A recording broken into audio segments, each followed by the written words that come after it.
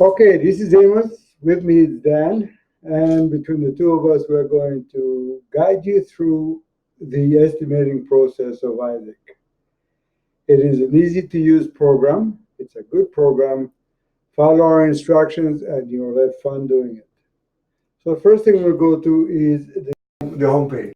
So you can see it starts here in dashboard. From here, it moves on to page verification and subtrades. That ties into rental, equipment, permits, soft costs, travel, and of course that takes you right into the summary sheet.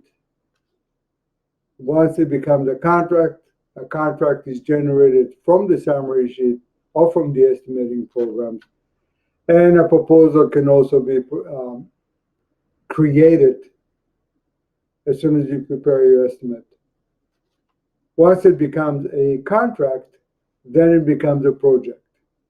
So until then, until you've got a contract, it becomes an estimate. Once it becomes a contract, it becomes a project. Am I right, Dan? That's correct. That's the way it works. You want to add anything to that? No, that says it all. All right, let's move on to dashboard.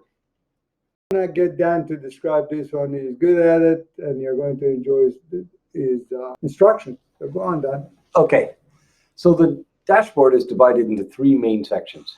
The first section in the upper right side of the screen is where you should always start. Start by filling in your company name and your address and all your company information. Do that on the estimating master and leave it there from that point on. That goes to various places like to your purchase orders and things like that. So fill in all the information there. When you start a new job, the first thing you need to do is name the job. Here under project name, it says master currently. And if you're on the estimating master, it always will say master. When you're ready to start a new estimate, change that name to the name of the estimate you're going to do. So we're going to work on my house. The next things you fill in are all the information related to the project, the address and the city and so on. Notice down at the bottom, there's a spot for the architect number and the drawing number and the drawing date. These become very important when you've got change orders. You always want to be able to reference the drawings that they're referring to. So make sure you fill in that information. Do you have anything to add? Yeah, of course. This is important not only when a change orders. When you are bidding a job, what you want to do is make sure that you've got the architectural numbers, the drawing numbers, and the drawing dates. And the reason for that is that it often happens that a price is submitted, and when you get to construction or when you get the contract, you get a set of drawings that are younger or newer than the ones you bid on. If you do not show that number in your quotation, of course you are bound to enter into a contract onto the newer version of drawing. So it's always better to show the contract numbers and the date on which the proposal is based on. Now, we were talking about the project information on the right side of the page. On the left side of the page, at the top, there's two blanks, one for an estimate number, one for a job number or a project number. When you're doing an estimate, you need an estimate number. When it becomes a project, it'll ask for a project number, and that's often different than the estimate number. The project number may be sequential for the projects you win, and the estimate number may be sequential for the estimates you do. If I may, Dan, the estimate numbers is really critical. And just to illustrate, assuming you're bidding a job or you bid a job in 2018, and 2020 a client calls you up and said, I want you to go ahead with a project, and the project number happens to be 1601. If you've got a number, it's easy for you to find it. If you do not have a number, you're going to have to start rifling through a whole bunch of quotation to find that quotation. So there's a reason for the number. It's easy to follow. It's easy to find. Okay, so the estimate number goes in this white cell. If it's an estimate, if it's a job, it would go in the blue cell. But in Isaac, every cell that's white, you can enter stuff into. The cells that are other colors, such as blue, you can't. So while it's an estimate, all you can fill in is the estimate number. It's white and the job number is blue.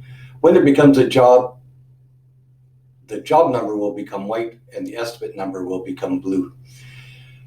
Moving on to the client section, you enter the client name here. Beside that, there's a blue button that says Client Database.